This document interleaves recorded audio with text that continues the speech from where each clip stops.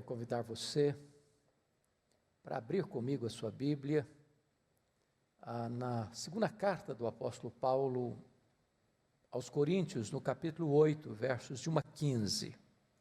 2 Coríntios 8, de 1 a 15. Pegue a sua Bíblia e acompanhe comigo a leitura e depois a exposição desse texto. Esta passagem é preciosíssima, porque Paulo vai começar a partir deste capítulo 8, prosseguindo no capítulo 9 sobre a questão do socorro, da ajuda aos pobres da Judéia. Então eu quero ler com você esse texto. Está escrito o seguinte: também, irmãos, vos fazemos conhecer a graça de Deus concedida às igrejas da Macedônia, porque no meio de muita prova de tribulação, manifestaram abundância de alegria, e a profunda pobreza deles superabundou em grande riqueza da vossa generosidade.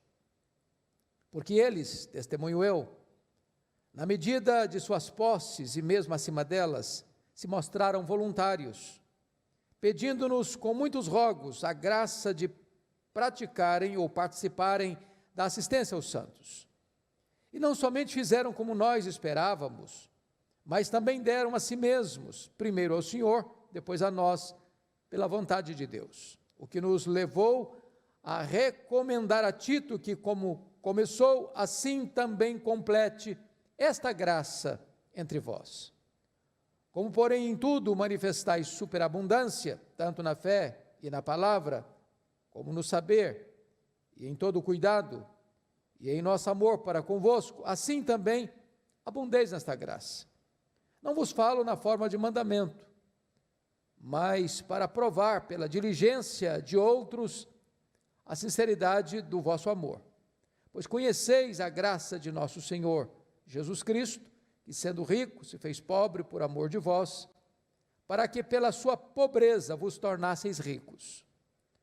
E nisto dou minha opinião, pois a vós outros, que desde o ano passado principiastes não só a prática, mas também o querer, convém isto: completai agora a obra começada, para que, assim como revelastes prontidão no querer, assim a leveis a termo, segundo as vossas posses. Porque se há boa vontade, será aceita conforme o que o homem tem, e não segundo o que ele não tem. Porque não é para que os outros tenham alívio e vós sobrecarga, mas para que haja igualdade, suprindo a vossa abundância no presente a falta daqueles, de modo que a abundância daqueles venha a suprir a vossa falta, e assim haja igualdade, como está escrito: o que muito colheu, não teve demais, e o que pouco, não teve falta. Bom, eu quero tratar do seguinte tema nesta noite: o privilégio de ajudar os pobres. Nestes dias em que o Brasil está sendo assolado por esta pandemia, já passando de 500 mil pessoas contaminadas, contagiadas por este coronavírus, e já passando também hoje de 30 mil óbitos, é necessário que você se desperte para ajudar e socorrer as pessoas necessitadas. Isso porque o Brasil é um país de proporção continental, nós somos o 5º maior país do globo, nós somos a 5ª maior população do planeta, e somos um país de diferentes aspectos econômicos e sociais.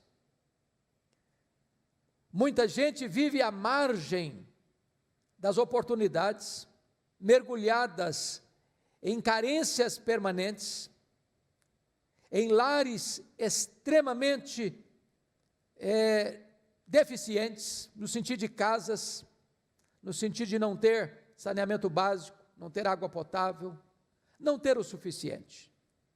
Num momento em que Praticamente 2 meses, toda a população brasileira ficou em quarentena. Muitas dessas famílias estão passando verdadeira necessidade. É claro que o Estado tenta ajudar, mas não consegue fazê-lo com toda a sua capilaridade. É hora da Igreja de Deus se levantar e, cumprindo os preceitos de Deus, estender a sua mão e socorrer as pessoas necessitadas. Eu queria aqui contextualizar esta passagem para você entender o que Paulo está dizendo. Bom, lá em Atos capítulo 11, versos 27 a 30, o profeta Ágabo desce de Jerusalém até Antioquia da Síria, onde estava acontecendo um avivamento espiritual, e profetiza que haveria uma grande fome em todo o mundo.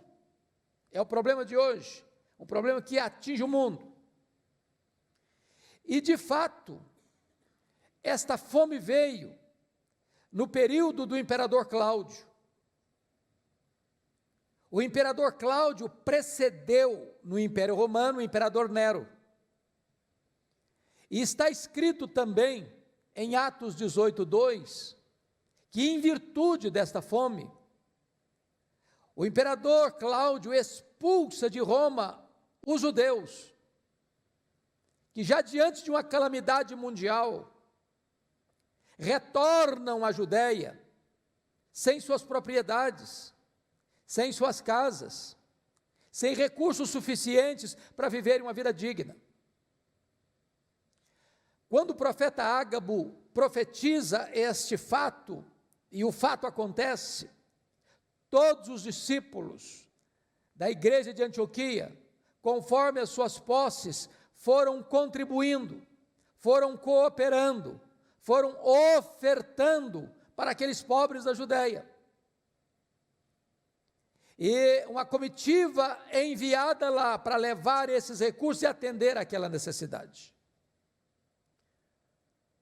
O apóstolo Paulo, quando foi endereçado às missões, chamadas estrangeiras na época, transculturais na época, os colunas da igreja de Jerusalém, conforme Gálatas capítulo 2, versículo 10, recomendam a ele para não se esquecer dos pobres.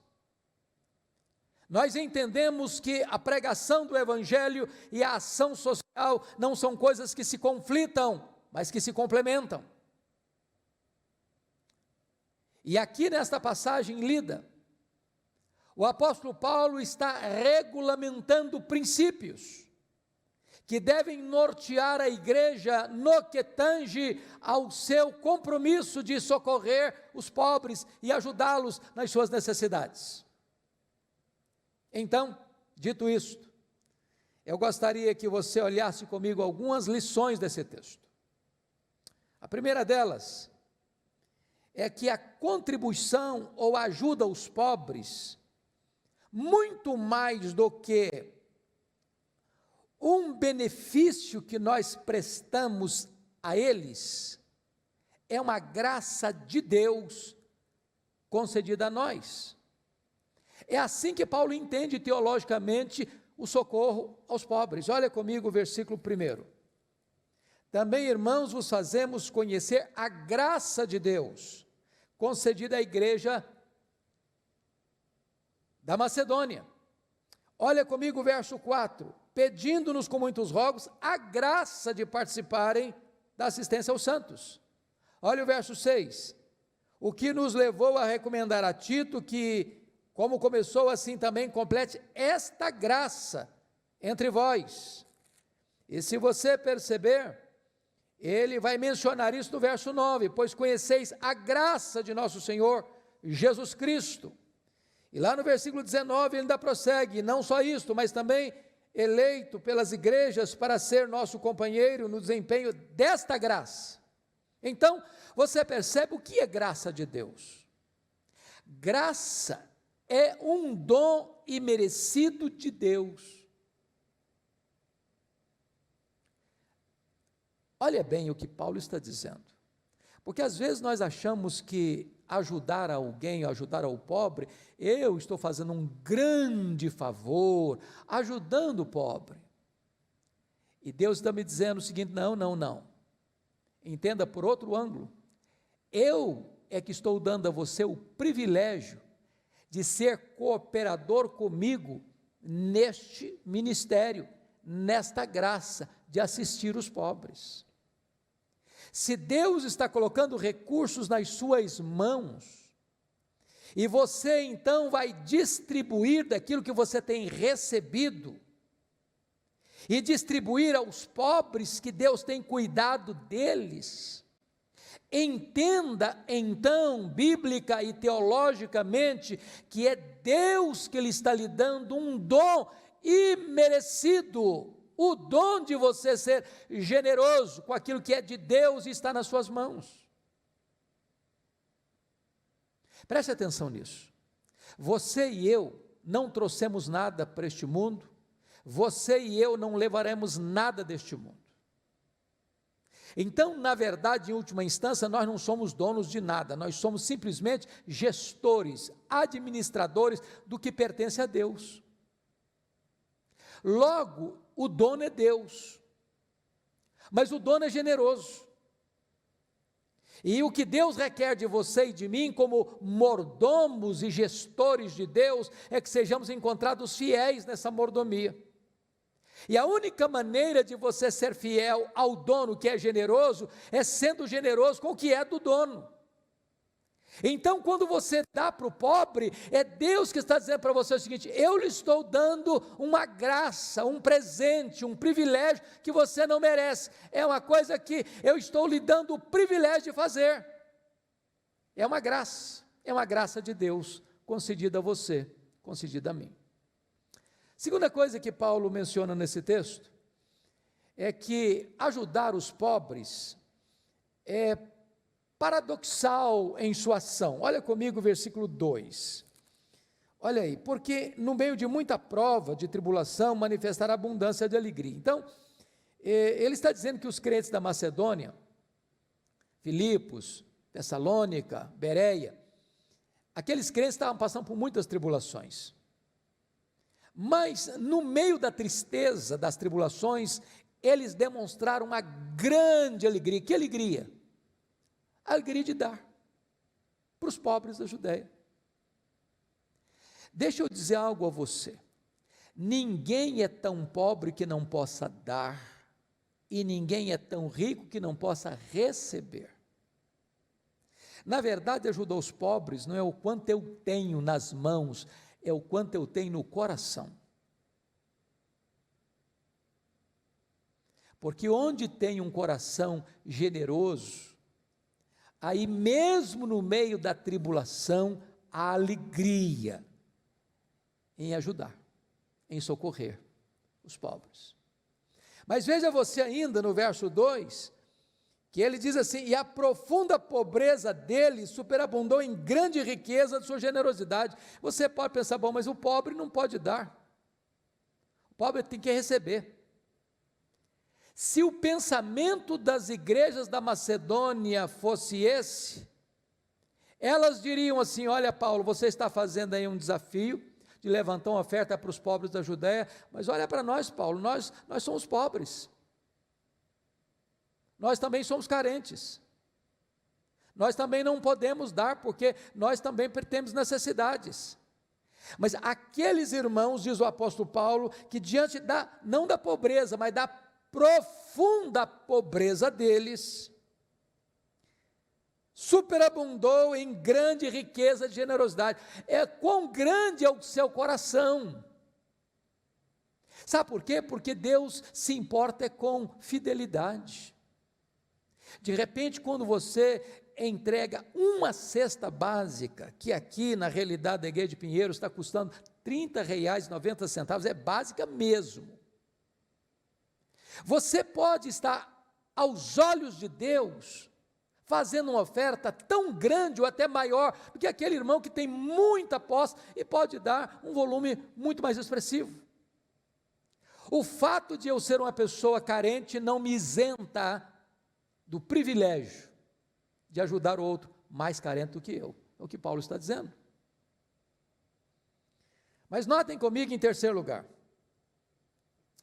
A contribuição, a ajuda ao pobre, ela transcende em sua oferta. Veja comigo os versos 3 a 5. Primeiro, no verso 3, ele diz a disposição de dar além do esperado, porque eles, testemunho eu, na medida das suas posses e mesmo acima delas, se mostraram voluntários. Ninguém foi lá, botou uma espada na barriga dele, você tem que dar. Preste atenção que Paulo não está falando de dízimo aqui, está falando de uma oferta especial para atender uma necessidade especial. Nem a igreja de Pinheiros, quando está fazendo um desafio, já arrecadando aí 15 mil cestas, com alvo agora de chegar às 17 mil cestas, e nós esperamos que ao final deste culto, nós tenhamos essas 17 mil cestas. Não é dízimo, isso é outra coisa, isso é uma oferta especial para uma causa especial. E o texto diz aqui que eles, não só na medida das suas posses, mas acima delas. Em outras palavras, esta ajuda aos pobres era uma ajuda sacrificial e voluntária, espontânea, com entusiasmo, com alegria. Segundo, a disposição de dar mesmo quando não é solicitado para dar. Olha o versículo 4 comigo. Pedindo-nos com muitos rogos a graça de participar da assistência dos santos. Olha que coisa interessante. As igrejas da Macedônia nem foram conclamadas, elas é que pediram para Paulo. O apelo não partiu de Paulo para eles, o apelo partiu deles para Paulo. Ô Paulo, não nos deixe de fora desse privilégio. Não nos deixe de fora desta grande graça de Deus, de socorrer os necessitados. Nós não queremos ficar fora disso não. Então preste bem atenção de que a oferta, o socorro e a ajuda aos pobres, não só é algo voluntário, mas é dado mesmo quando não se pede, não se solicita. Terceiro, não apenas a doação de coisas, a doação de bens, a doação de dinheiro, a doação de uma cesta básica. Olha comigo o versículo 5. Antes do dinheiro vem o coração e vem a vida. Está escrito no verso 5 assim: e não somente fizeram como nós esperávamos, mas também deram-se a si mesmos, primeiro ao Senhor, depois a nós, pela vontade de Deus.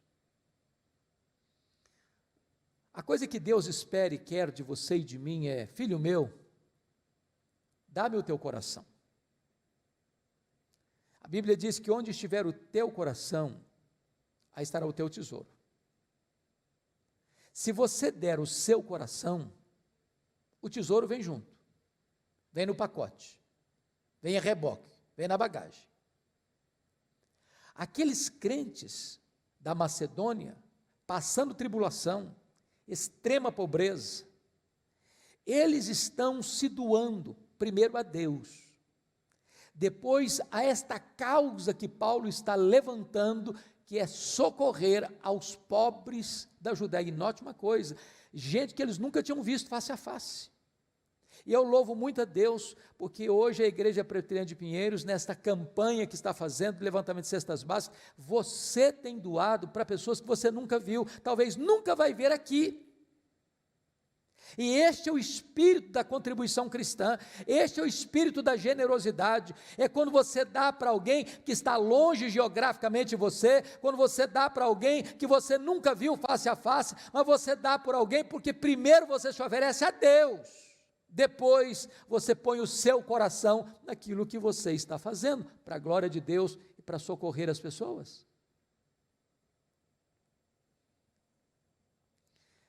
É por isso que o missionário Gene Elliott foi um mártir entre os índios no Equador.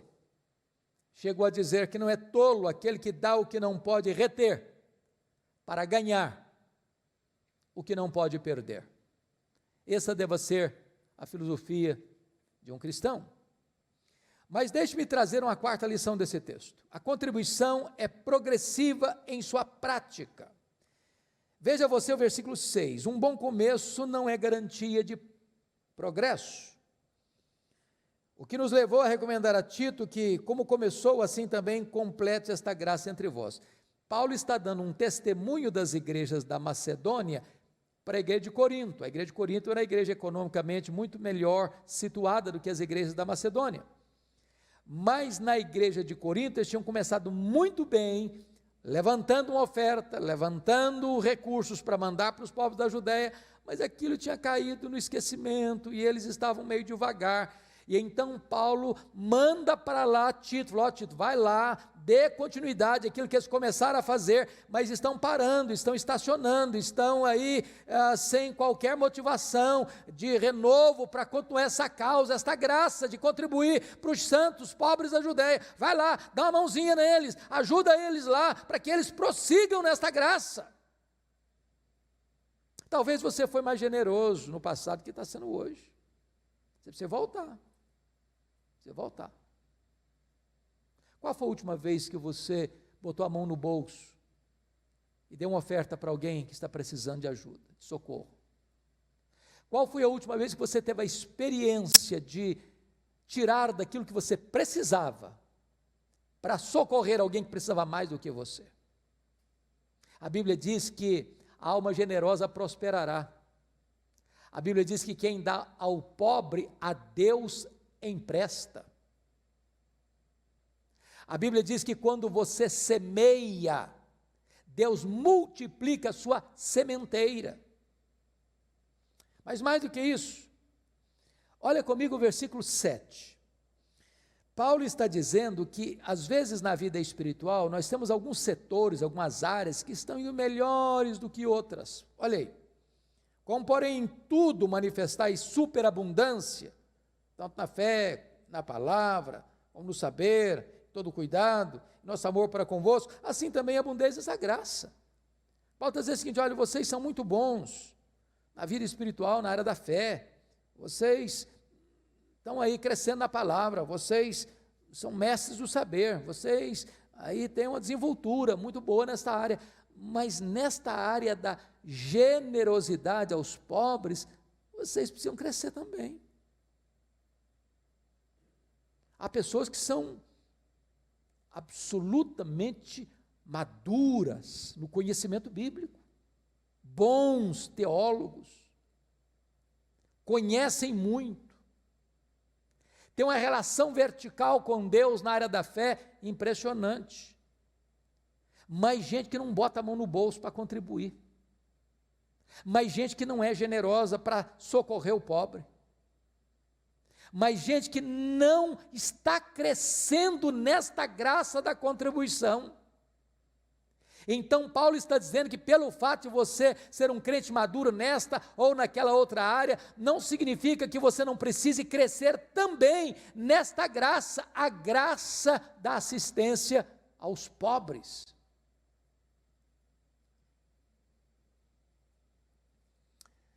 Agora veja comigo,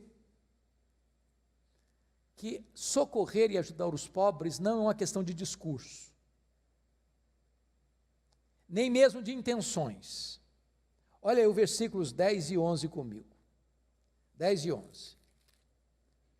E nisso dou minha opinião, pois a vós outros que desde o ano passado principiastes não só a prática, mas também o querer, convém isto, completai agora a obra começada.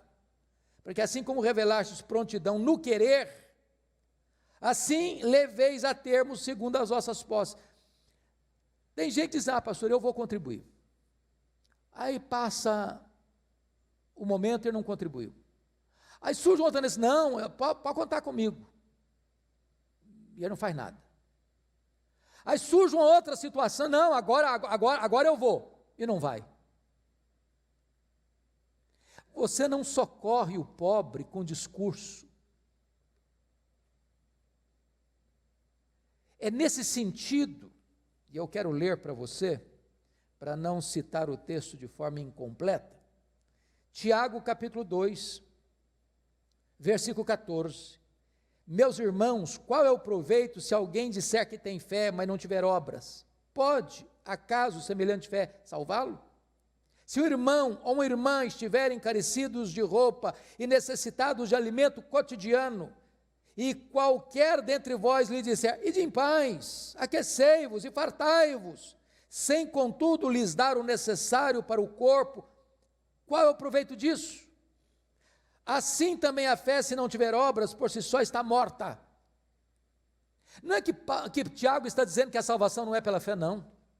É claro que é pela fé, sem as obras.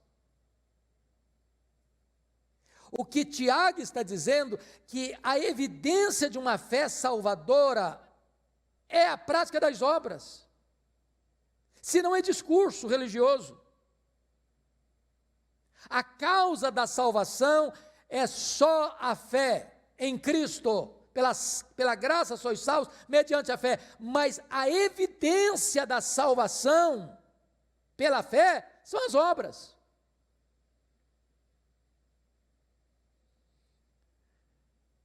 Mas eu quero ainda, penúltimo lugar, dizer que a contribuição, o socorro aos necessitados, aos pobres, tem o seu máximo exemplo, não entre os homens, mas na pessoa bendita de Jesus Cristo nosso Senhor. Olha comigo, por favor, os versos 8 e 9. Paulo escreve assim, não vos falo na forma de mandamento, mas para provar pela diligência de outros a sinceridade do vosso amor, pois conheceis a graça de nosso Senhor Jesus Cristo, que sendo rico, se fez pobre por amor de vós, para que, pela sua pobreza, os tornasseis ricos. Jesus é o Criador do universo, Ele é o Rei da glória, Ele é o sustentador de todas as coisas que Ele mesmo criou. Adorado e servido por anjos, querubins e serafins, em profunda e íntima comunhão com o Pai e com o Espírito Santo, antes dos tempos eternos.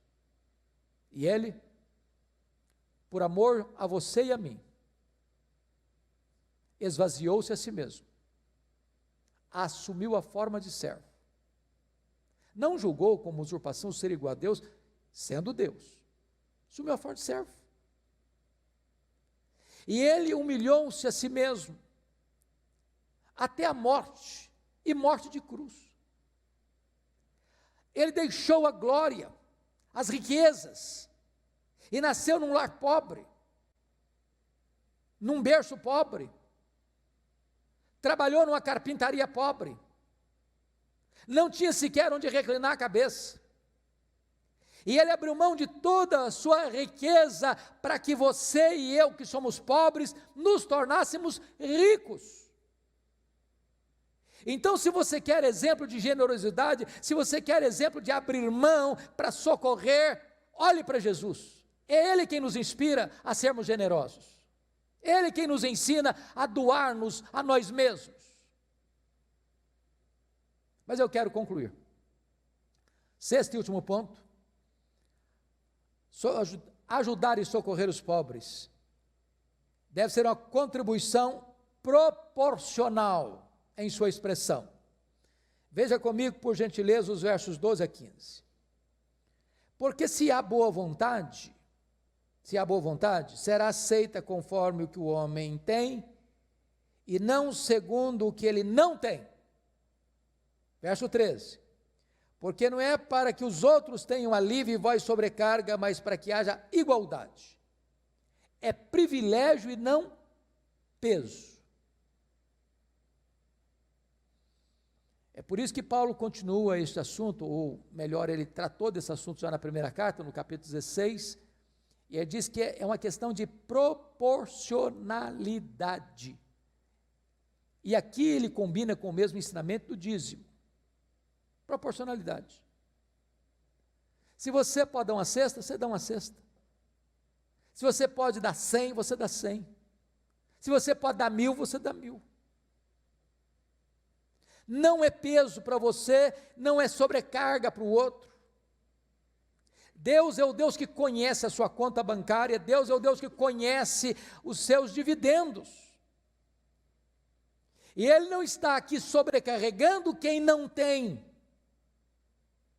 Ele está mostrando a necessidade da proporcionalidade na contribuição. Mas finalmente, neste ponto aqui, promove igualdade e não desequilíbrio. Olha os versos 14 e 15, para fechar.